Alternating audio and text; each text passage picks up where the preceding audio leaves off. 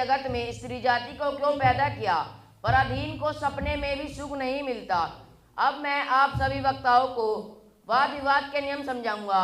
हर वक्ता को अपने विचार व्यक्त करने के लिए 3 मिनट का समय दिया जाएगा और इस वाद विवाद में 2 टीमें होंगी। टीम ए जो महिला सशक्तिकरण के पक्ष में बोलेंगी, टीम बी जो महिला सशक्तिकरण के विपक्ष में बोलेंगी। समय सीमा का ध्यान रखते हुए सभी वक्ता अपनी बात रखेंगे। नारी है शक्ति, नारी है सम्मान, उसके बिना है अधूरा हर जहान। महिला सशक्तिकरण है देश की पहचान। तो अब मैं टीम ए से तन्मय शर्मा को बुलाना चाहूँगा जो राजनीतिक दृष्टिकोण के पक्ष में बोलेंगे, और टीम बी से सैफ अली खान को बुलाना चाहूँगा जो राजनीतिक दृष्टिकोण के विपक्ष में बोलेंगे। सभी को सुप्रभात। मैं तन्मय शर्मा, वर्ग 2 का छात्र, आज वाद विवाद प्रतियोगिता में भाग लेने के लिए उपस्थित हुआ हूँ। हमारी वाद विवाद प्रतियोगिता का विषय महिला सशक्तिकरण है, जिसके उपविषय राजनीतिक दृष्टिकोण पर मैं अपने विचार प्रस्तुत करना चाहता हूँ। राजनीति में महिलाओं की भागीदारी केवल प्रतीकात्मक नहीं होनी चाहिए, वह सार्थक होनी चाहिए। फिर चाहे भारत की पहली प्रधानमंत्री इंदिरा गांधी हो या आज की महिलाएं मुख्यमंत्री, इन सभी ने यह सिद्ध किया है कि महिलाएं नेतृत्व कर सकती हैं। ग्राम पंचायत में 33% आरक्षण लागू होने के बाद भी महिलाओं ने न केवल भागीदारी बढ़ाई बल्कि भ्रष्टाचार कम किया और विकास कार्यों में प्राथमिकताएं दी। हमें यह भी सुनिश्चित करना चाहिए कि महिलाएं राजनीति में सुरक्षित महसूस करें। चुनावी प्रशिक्षण और सार्वजनिक मंचों पर सम्मानजनक व्यवहार इनकी प्राथमिकताएं हों। भारत के इतिहास के प्रश्न नारी के गौरव और गरिमा से मंडित हैं, जहां कैकेयी ने देवसु संग्राम में अपने आदित्य कौशल से महाराज दशरथ को आश्चर्यचकित कर दिया। जब रामचंद्र जी ने सीता वनवास के समय अश्वमेध यज्ञ में सीता की स्वर्ण प्रतिमा रखकर यज्ञ की पूर्ति की, और द्रौपदी ने वनवास काल में और युद्ध काल में अपने पति पांडवों को विवेक बुद्धि से सत्परामर्श देकर प्रेरित करती रही। प्राचीन काल में स्त्रियों को अपने वर स्वयं चुनने का अधिकार था। शकुंतला, सीता, अनुसुईया, दमयंती आदि इसके उदाहरण हैं। मध्यकाल में स्त्रियों की स्थिति बदतर हो गई, उन्हें समाज में हे दृष्टि से देखा जाने लगा। परिणाम स्वरूप अशिक्षा, बाल विवाह तथा प्रथा का प्रचलन हुआ। युद्ध में पति के वीर गति को प्राप्त होने के बाद सती प्रथा का प्रचलन हुआ। इस प्रकार नारियों की स्वतंत्रता विनिष्ट हो गई, वे मात्र भोग्य और दासी बनकर रह गईं। नारी व्यवस्थाओं की बेड़ियों में जकड़कर अविद्या और अज्ञान के गहन गर्भ में डूब गई। बाल विवाह और अनमेल विवाह से उनका भविष्य अंधकारमय हो गया। धीरे धीरे विचारकों और नेताओं का ध्यान नारी की दीनहीन दशा की ओर आकर्षित हुआ। जहां राजा राम मोहन राय ने सती प्रथा का अंत कराया, तो महर्षि दयानंद ने नारियों के समान अधिकार के लिए आवाज उठाई। देश की आजादी के बाद नारी वर्ग में चेतना का विकास हुआ। स्त्री समाज में पुरुषों के कदम से कदम मिलाकर चलने को तत्पर हो गई। दूसरी तरफ भारत के संविधान में भी ये घोषणा की गई कि राज्य, धर्म, जाति, लिंग, संप्रदाय आदि के आधार पर किसी भी नागरिक में विभेद नहीं किया जाएगा। सामुदायिक और उत्तराधिकारी अधिनियम द्वारा स्त्रियों की दिशा में काफी परिवर्तन हुए। आज उन्हें पुरुषों के समान आर्थिक अधिकार प्राप्त हैं। इस प्रकार स्त्रियों ने इस रूढ़ धारणा को तोड़ दिया कि वे पुरुषों के समान किसी भी क्षेत्र में कार्य नहीं कर सकती। आज नारियां विदेशों में राजदूत, प्रदेशों में राज्यपाल, मुख्यमंत्री, सांसद सदस्य तथा प्रदेश या केंद्र में मंत्री आदि सब कुछ हैं। श्रीमती इंदिरा गांधी ने भारतीय प्रधानमंत्री का पद बड़ी कुशलता से संभाला। श्रीमती विजय लक्ष्मी पंडित ने संयुक्त राष्ट्र की महासभा कर सबको आश्चर्यचकित कर दिया। इसके निष्कर्ष में ही मैं ये कहना चाहूंगा कि महिलाओं को पुरुषों से कम नहीं समझा जा सकता। वे पुरुषों के समान हर क्षेत्र में कार्य करने को तत्पर हैं। धन्यवाद।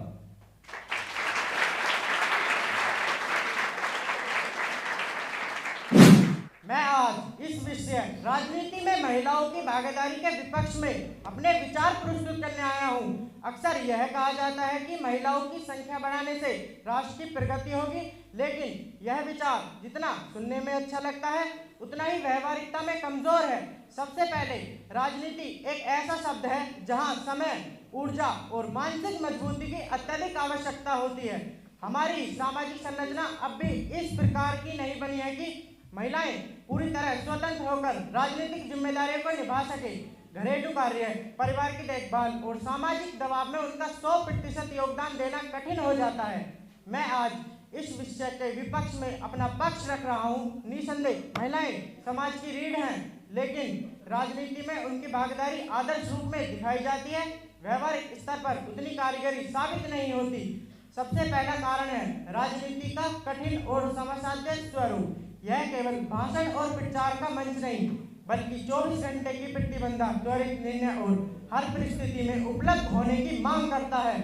हमारी वर्तमान सामाजिक व्यवस्था में अधिकांश महिलाएं घर परिवार के चलते राजनीति को उतना समय और ऊर्जा नहीं दे पाती जितना राजनीति की मांग है।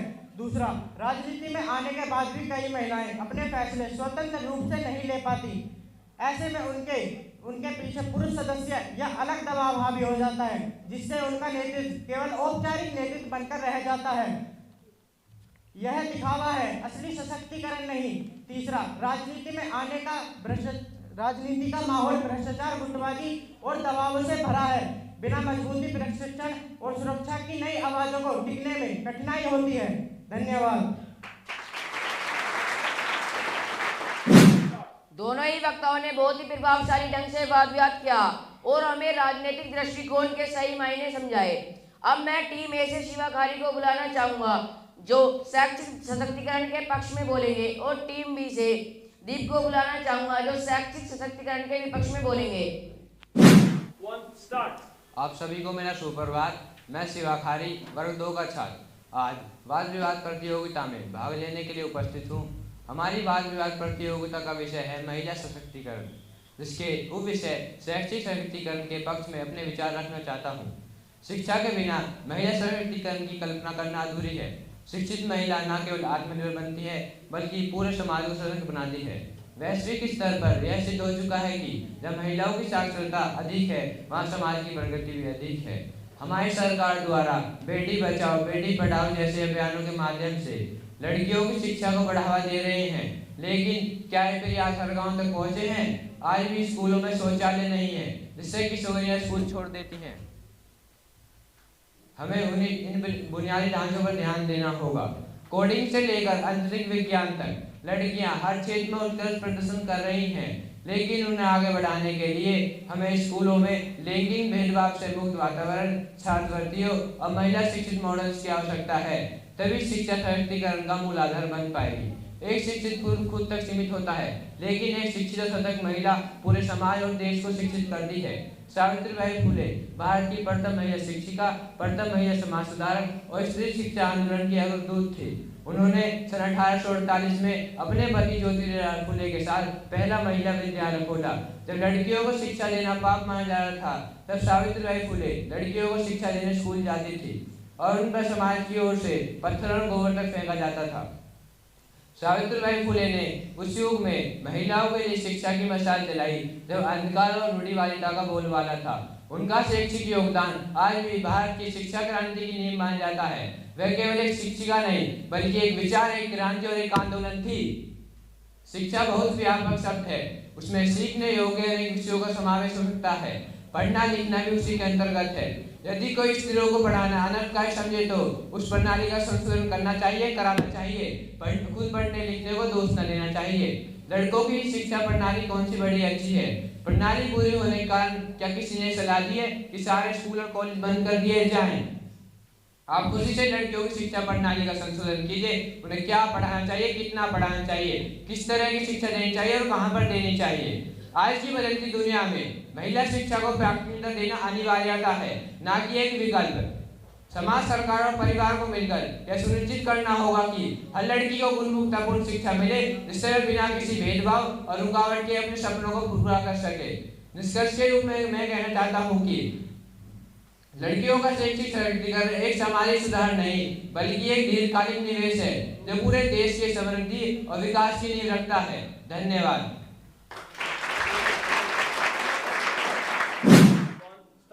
आप सभी को मेरा सुप्रभात। मेरा नाम दीप है, मैं वर्ग 1 का छात्र हूँ। आज मैं यहाँ वाद विवाद प्रतियोगिता के विषय महिला सशक्तिकरण उसके विषय शैक्षिक दृष्टिकोण के बारे में बोलना चाहता हूँ। धारा 498A अधिनियमिक दहेज कानून इन सभी का उद्देश्य महिलाओं की रक्षा था, परंतु इनके दुरुपयोग के सैकड़ों उदाहरण सामने आ चुके हैं। अनेक पुरुष मानसिक तनाव, सामाजिक बहिष्कार और झूठे आरोप के कारण आत्महत्या जैसे कदम उठा चुके हैं।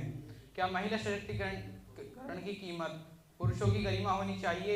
न्याय का सिद्धांत है न्याय समान रूप से हो, पर जब एक वर्ग को विशेषाधिकार तथा दूसरे को केवल आरोप मिले तो यह सही नहीं। हमें सशक्तिकरण के साथ साथ जवाबदेही भी लानी होगी। कई बार कानून और नीतियों का दुरुपयोग कर पुरुषों के खिलाफ झूठे आरोप दर्ज कराए जाते हैं, जिनसे उनके सम्मान और जीवन को ठेस पहुंचती है। उदाहरण के लिए दहेज उत्पीड़न या यौन उत्पीड़न के मामले में बिना पर्याप्त सबूत पुरुषों को दोषी मान लिया जाता है।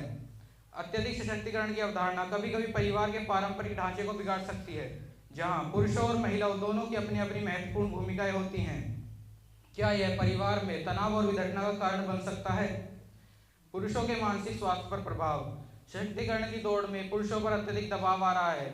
वे अपनी समस्याओं को खुलकर साझा नहीं कर पाते क्योंकि उनसे हमेशा मजबूत रहने की उपेक्षा की जाती है। क्या समाज पुरुषों के मानसिक स्वास्थ्य पर ध्यान दे रहा है? जैसे 2 जून 2025 राजा रघुवंशी हत्याकांड। राजा की पत्नी सोना रघुवंशी ने अपने प्रेमी के साथ मिलकर राजा की हत्या कर दी। क्या सशक्तिकरण का यह मतलब है कि कोई महिला अपने स्वार्थ के कारण किसी निर्दोष पुरुष की हत्या कर दे? जैसे कि मेरे विपक्षी ने कहा कि सावित्रीबाई फूले ने लड़कियों के लिए स्कूल खोला था, तो क्या यह उनके पति ज्योतिबा फूले के बिना मुमकिन था?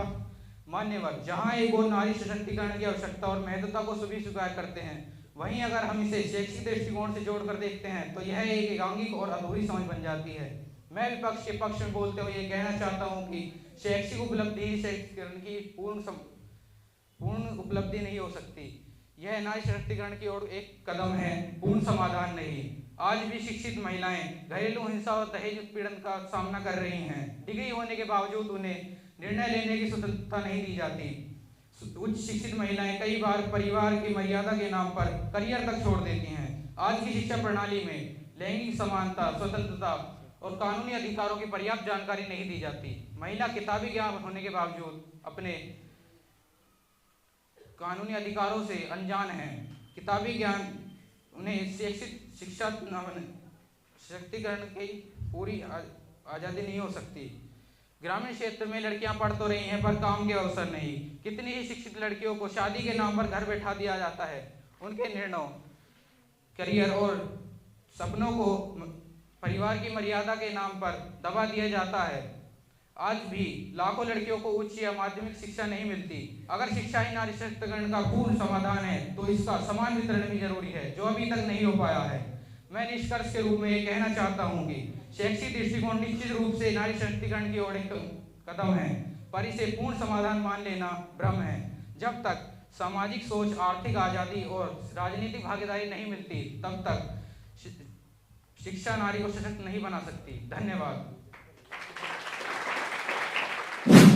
दोनों ही वक्ताओं ने बहुत अच्छा वाद विवाद किया और हम सभी को शैक्षिक सशक्तिकरण के सही मायने समझाए। ताकत हाथों में नहीं, इच्छा शक्ति और आत्मविश्वास में होती है। तो अब मैं टीम ए से सक्षम सिरोही को बुलाना चाहूंगा, जो सांस्कृतिक दृष्टिकोण के पक्ष में बोलेंगे, और टीम बी से अजीम चौहान को बुलाना चाहूंगा, जो सांस्कृतिक दृष्टिकोण के विपक्ष में बोलेंगे। आप सभी को मेरा सुप्रभात। मैं सक्षम आज मैं महिला सशक्तिकरण के उपविषय सांस्कृतिक सशक्तिकरण के बारे में अपने विचार प्रस्तुत करना चाहता हूँ। भारतीय इतिहास में भी महिलाओं ने नेतृत्व, ज्ञान और शक्ति के उदाहरण प्रस्तुत किए हैं। झांसी की रानी लक्ष्मीबाई, रजिया सुल्तान, गार्गी, मैत्री जैसी महिलाएं हमारी प्रेरणा हैं। लेकिन आज की आधुनिक नारी इन आदर्शों को नई ऊंचाइयों पर ले जा रही है। हमें यह भी समझना होगा कि सांस्कृतिक दृष्टिकोण से नारी को केवल पूजा करने योग्य समझना पर्याप्त नहीं, उसे जीवन के हर क्षेत्र में समान अधिकार देना जरूरी है। यह जरूरी है कि हम अपने बच्चों को शुरू से ही लिंग समानता, सहअस्तित्व और सहयोग की शिक्षा दें। प्रत्येक मानव को समान अधिकार प्राप्त होने चाहिए। नैतिक दृष्टिकोण से महिलाओं को शिक्षा, सम्मान, स्वतंत्रता और आत्मनिर्भरता का अधिकार मिलना ही चाहिए। हमारे वेद, उपनिषद और महाकाव्य जैसे महाभारत और रामायण में भी नारी को शक्ति, विद्या और धर्म का प्रतीक माना गया है। महिलाएं पीढ़ियों से लोक कला, परंपरा, भाषा और रीति रिवाजों को संजोकर आगे बढ़ती हैं। कुछ लोगों का मानना है कि महिला सशक्तिकरण सामाजिक न्याय और समानता के लिए आवश्यक है। महिला सशक्तिकरण आर्थिक विकास के लिए भी आवश्यक है। जब महिलाओं को उनके रोजगार के समान अवसर मिलते हैं तो वे देश की अर्थव्यवस्था में अधिक योगदान कर सकती हैं। एक नारी जब सशक्त होती है तो वह अपने परिवार, समाज और राष्ट्र को नैतिक मूल्यों में आगे बढ़ाती है। महिला सशक्तिकरण के विरोध में पारंपरिक मूल्यों का ह्रास एक जटिल मुद्दा है जिस पर विभिन्न दृष्टिकोणों से विचार किया जा सकता है। जैसे कुछ लोगों का मानना है कि महिला सशक्तिकरण पारंपरिक मूल्यों को कमजोर करता है, लेकिन अन्य का मानना है कि यह सामाजिक प्रगति के लिए आवश्यक है। जब महिलाएं अपनी संस्कृति, परंपरा और कला से जुड़ी रहती हैं तो उनमें आत्मविश्वास, सांस्कृतिक सशक्तिकरण, अपनी पहचान और अधिकार समझ पाती हैं। अब मैं निष्कर्ष के रूप में कहना चाहूँगा, महिला सशक्तिकरण सामाजिक प्रगति के लिए भी आवश्यक है। जब महिलाओं को सशक्त किया जाता है तो वे समाज में अधिक सक्रिय भूमिका निभा सकती हैं और सामाजिक परिवर्तन में अधिक योगदान कर सकती हैं। धन्यवाद। सुप्रभात, मेरा नाम अजीम है। आज मैं महिला सशक्तिकरण के विपक्ष में अपने विचार प्रस्तुत करने जा रहा हूँ। मैं महिलाओं के विरोध में नहीं बल्कि उनकी उस नकारात्मक सोच के विषय में बात कर रहा हूँ जिससे पुरुषों के अधिकारों का हनन होता है। कुछ लोगों का मानना है कि महिला सशक्तिकरण पारंपरिक और पारिवारिक मूल्यों को कमजोर करता है। महिला सशक्तिकरण पारंपरिक और पारिवारिक संरचना को कमजोर करता है जहाँ पुरुष घर का मुखिया होता है और महिलाएं घरेलू जिम्मेदारियों को निभाती हैं। महिला सशक्तिकरण महिलाओं को घर से बाहर निकलने और काम करने के लिए प्रोत्साहित करता है जिससे परिवार में भूमिकाओं और जिम्मेदारियों का संतुलन बिगड़ सकता है। महिला सशक्तिकरण महिलाओं को अधिक स्वतंत्र और मुखर बनाता है जिससे महिलाओं की आज्ञाकारिता, विनम्रता और परिवार के प्रति समर्पण। कुछ लोगों का मानना है महिला सशक्तिकरण महिलाओं को अधिक स्वतंत्र और मुखर बनाता है जिससे सामाजिक व्यवस्था में अराजकता फैल सकती है। कुछ लोगों का तर्क है महिला सशक्तिकरण महिला सशक्तिकरण सांस्कृतिक पहचान को नुकसान पहुंचाता है क्योंकि यह पश्चिमी मूल्यों और जीवन शैली को बढ़ावा देता है। उनका मानना है महिला सशक्तिकरण पारंपरिक रीति रिवाजों और प्रथाओं को छोड़ने के लिए प्रोत्साहित करता है जो सांस्कृतिक विरासत का एक महत्वपूर्ण हिस्सा है। महिला सशक्तिकरण का मतलब आज के दौर में महिलाओं को अधिकार देना नहीं रह गया है बल्कि उन्हें पारंपरिक और पारिवारिक व्यवस्था को तोड़ने का प्रयास बन गया है। महिला सशक्तिकरण महिलाओं को अधिक स्वतंत्र महिला सशक्तिकरण दहेज कानून, घरेलू हिंसा अधिनियम, कार्यस्थल पर शोषण कानून, इनका निर्माण महिलाओं की रक्षा के लिए हुआ था परंतु आज इनका दुरुपयोग बड़े पैमाने पर हो रहा है।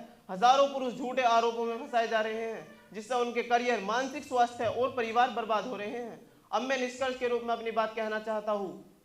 महिला सशक्तिकरण तब तक सही है जब तक वह नैतिक, संतुलित और समाज के अनुकूल हो, परंतु जब यह पारिवारिक ताने बाने को तोड़े, जब यह पुरुषों के अधिकारों का हनन करे, जब यह विशेष अधिकार बन जाए, तब यह सशक्तिकरण नहीं बल्कि एक नई असमानता बन जाती है। धन्यवाद।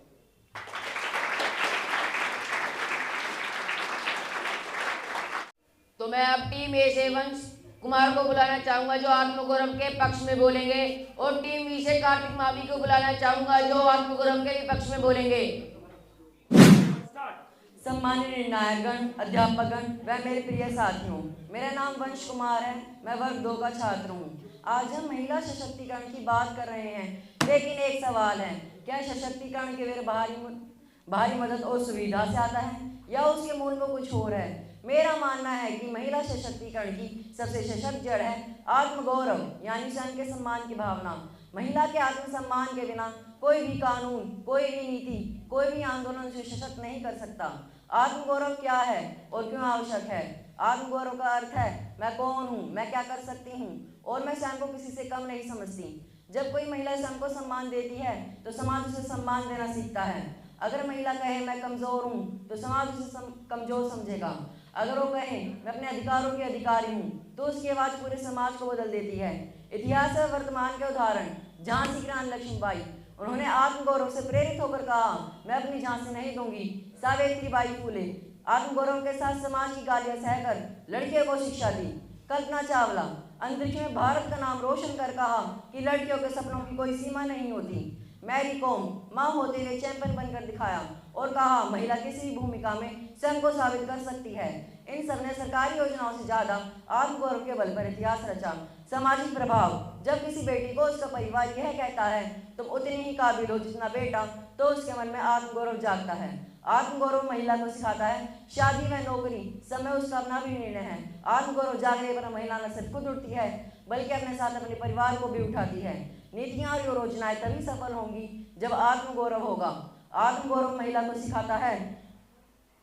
सरकार ने बेटी बचाओ बेटी पढ़ाओ, उज्ज्वला योजना, नारी शक्ति पुरस्कार जैसे कई कदम उठाए, लेकिन महिला अगर स्वयं में ही आत्मगौरव ना रखे तो ये योजनाएं केवल कागजों पर रखी रह जाती हैं। कानून अधिकार दे सकता है परंतु आत्मगौरव भी सिखाता है उन अधिकारों का प्रयोग कैसे करें। सशक्तिकरण से आत्मगौरव की प्राप्ति, जब कोई महिला सशक्त होती है तो उसे अपने महत्व का एहसास होता है और यह एहसास उसके आत्मगौरव को बढ़ाता है। आर्थिक स्वतंत्रता, जब कोई महिला पैसा कमाना शुरू करती है और आर्थिक रूप से स्वतंत्र होती है तो यह एहसास उसके आत्मगौरव को बढ़ाता है। शिक्षा और ज्ञान, शिक्षा महिलाओं को दुनिया को समझने, आलोचनात्मक रूप से सोचने और अपनी रवैया करने की शक्ति देता है।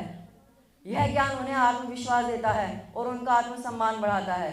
निर्णय लेने की शक्ति, जब किसी महिला को उसके जीवन में निर्णय लेने का अधिकार मिलता है जैसे स्वास्थ्य, करियर या विवाह, तो उसे लगता है उसका मन मायने रखता है और यह एहसास उसके आत्मगौरव को बढ़ाता है। सामाजिक भागीदारी, राजनीतिक आंदोलनों, सामुदायिक कार्यों में भागीदारी करने से महिला को अपनी पहचान एक सक्षम और प्रभावशाली नागरिक के रूप में मिलती है। आत्मगौरव से सशक्तिकरण को बल, एक उच्च आत्मगौरव वाली महिला सशक्तिकरण की दिशा में और अधिक कदम उठाती है। चुनौती स्वीकार करने की क्षमता, जिस महिला में आत्मगौरव होता है वह रूढ़िवादी सोच और अन्याय के खिलाफ आवाज उठाने से नहीं डरती। लक्ष्य निर्धारण और महत्वाकांक्षा, उच्च आत्मगौरव वाली महिला बड़े बड़े सपने देखती है और उन्हें पूरा करने के लिए कड़ी मेहनत करती है। आत्मविश्वास से बातचीत, आत्मगौरव महिला को आत्मविश्वास के साथ संवाद करने और अपनी राय व्यक्त करने की शक्ति देता है और यह एहसास उनके लिए क्या अच्छा है क्या बुरा है सुनिश्चित करने की शक्ति देता है। निष्कर्ष के रूप में मैं आपसे यह कहना चाहूँगा कि महिला सशक्तिकरण वह नींव है जिस पर आत्मगौरव की इमारत खड़ी होती है।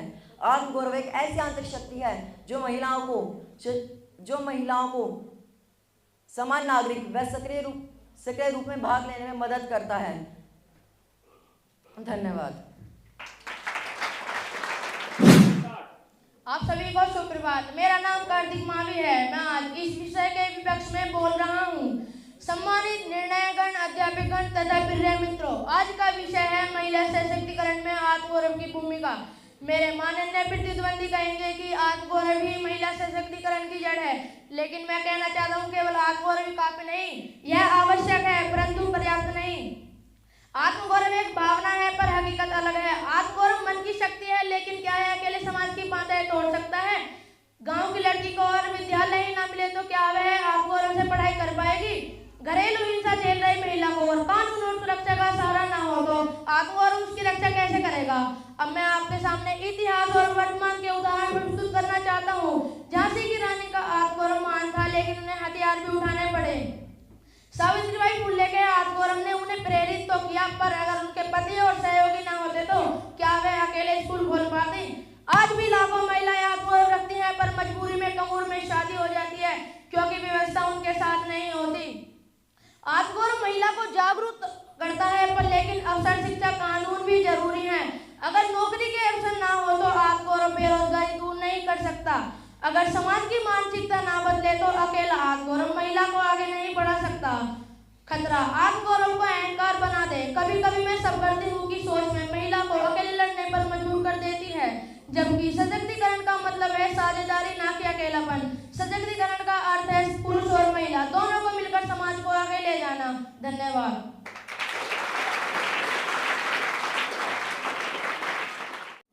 तो अब मैं टीम ए से वेदांश को बुलाना चाहूंगा जो महिला सामाजिक सशक्तिकरण के पक्ष में बोलेंगे, और टीम बी से प्रियांशु को बुलाना चाहूंगा जो महिला सामाजिक सशक्तिकरण के विपक्ष में बोलेंगे।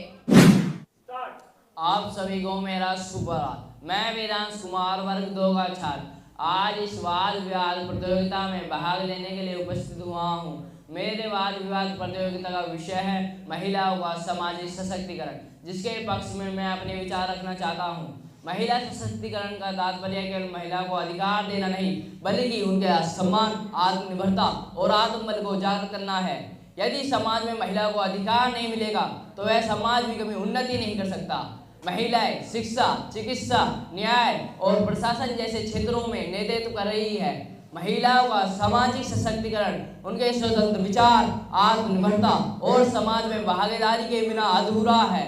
भारत में ऐसे कई सामाजिक सुधारक हुए हैं जिन्होंने महिलाओं के हक में आवाज उठाई है, जैसे सावित्रीबाई फूले, राजा राम मोहन राय, ईश्वर चंद्र विद्यासागर।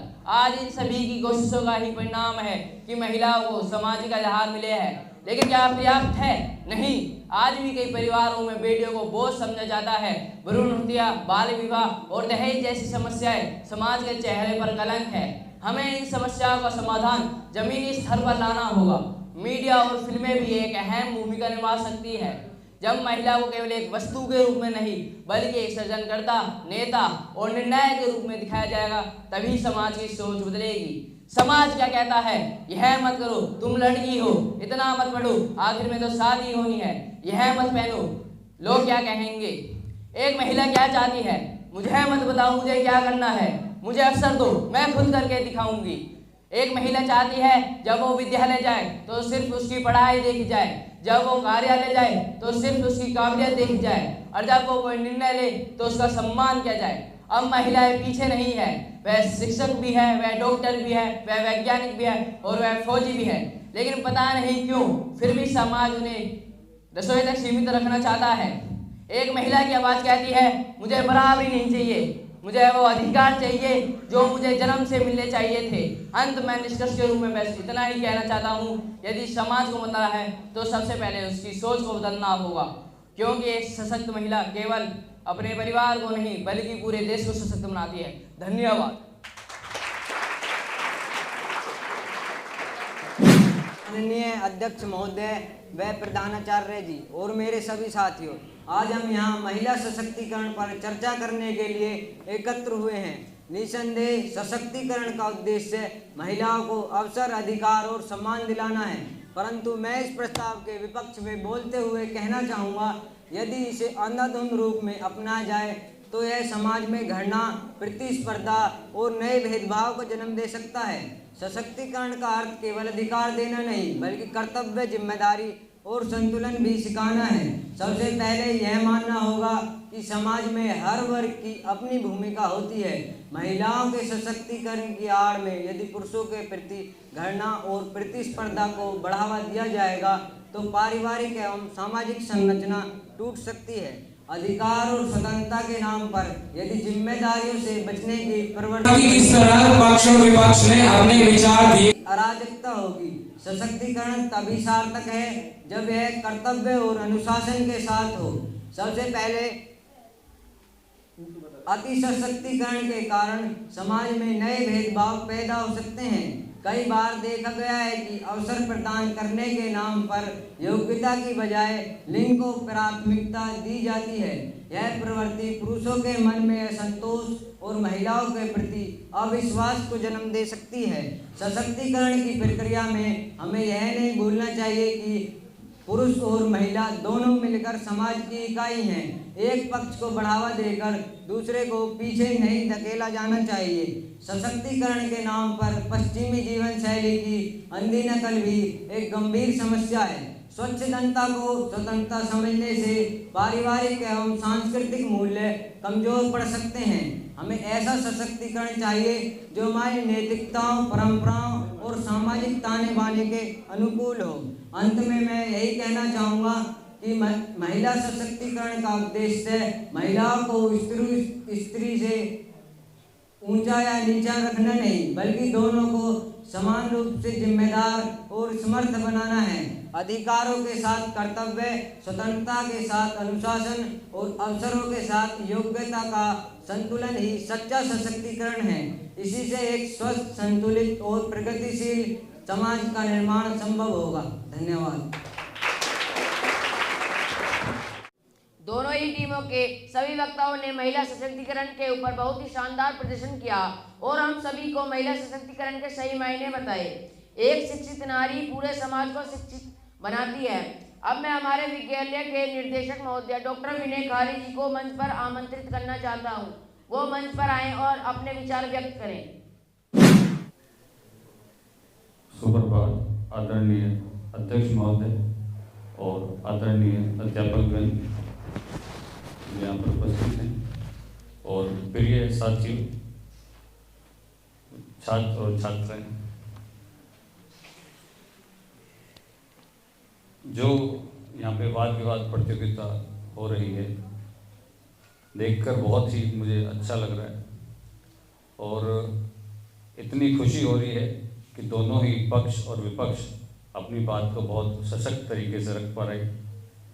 आज का जो विषय है महिला सशक्तिकरण और पर्यावरण संरक्षण, दोनों ही मुद्दे सामाजिक तौर पे बहुत महत्वपूर्ण हैं, जिसके बारे में हमें जानना चाहिए और इसी के साथ इससे हम बहुत सारी चीज़ें सीख सकते हैं। जब हम निर्णय ले रहे हैं कि यहाँ पर पक्ष और विपक्ष दोनों अपने मत बहुत ही अच्छे तरीके से रख रहे हैं और ये बहुत ही मुश्किल होता जा रहा है जिस तरीके से दोनों टीम यहाँ पर आ रही हैं और एक के बाद एक जिस तरीके से छात्र और छात्राएं अपनी बातें रख रहे हैं, तो मुझे देखकर बहुत खुशी हो रही है। और स्पेशली इस बार अच्छी बात यह है कि इसमें छात्र भी प्रमुख भूमिका में यहाँ पर शामिल हुए हैं, तो मैं धन्यवाद देना चाहूँगा सीमा मैम और रश्मि मैम को कि आपने इसका आयोजन करा और इस तरीके से बच्चे तैयार हुए। और अध्यक्ष महोदय से मेरी बात हो रही थी तो वो इसको प्रोत्साहन कर रहे थे, बहुत खुशी के साथ। थोड़े शब्दों को मुझे सोचना पड़ रहा है, लेकिन मैं उम्मीद करता हूँ कि इसी तरीके से हमारे और भी बच्चे इसके लिए तैयार रहें। और जो ये विषय है संरक्षण का, ये बहुत ही ज़्यादा महत्वपूर्ण है, पर्यावरण भी और महिला सशक्तिकरण का भी। और मुझे लगता है जिस तरीके से आज वाद विवाद हो रहा है, बिल्कुल यहाँ से हम बहुत कुछ लेकर जाएंगे और आगे आने वाले जो जूनियर क्लासेस हैं वो यहाँ से सीखेंगे और वो पार्टिसिपेट करेंगे। इसी के साथ मैं ये भी बोलना चाहूँगा कि दोनों ही विषय महिला सशक्तिकरण और पर्यावरण संरक्षण, ये कुल मिला के एक ही विषय है जहाँ पर महिला की भूमिका बहुत ज़्यादा महत्वपूर्ण है। महिला ही प्रकृति के सृजन है और जब महिला का एम्पावरमेंट होता है, सशक्तिकरण होता है, तो हमारा पर्यावरण भी सुरक्षित होता है। बहुत बहुत धन्यवाद। अभिमान की आवाज में, कभी रीति में रिवाज में, भक्ति है जो उस नारी को, शक्ति जो उस श्रृंगारी को, जितना तुम उसे दबाओगे एक ज्वाला को भड़काओगे। सभी वक्ताओं, निर्णायकगण और सभी श्रोताओं का धन्यवाद। आप सभी के सहयोग से यह वाद संभव हो पाया। उतारो मुझे जिस भी क्षेत्र में सर्वश्रेष्ठ कर दिखाऊंगी, लोगों के अत्याचारों को मैं स्वयं ही मिटाऊंगी। नारी हूं मैं शिव की, नारी की अलग पहचान बनाऊंगी, चाहे जो भी मैं बन पाऊंगी, गर्व से नारी कहलाऊंगी। नारी की शक्ति प्रबल है, इस बात को बतलाऊंगी, काली दुर्गा का रूप लेकर सबको सब सिखलाऊंगी। चाहे युग कोई भी आए, मैं जगत जननी कहलाऊंगी। धन्यवाद।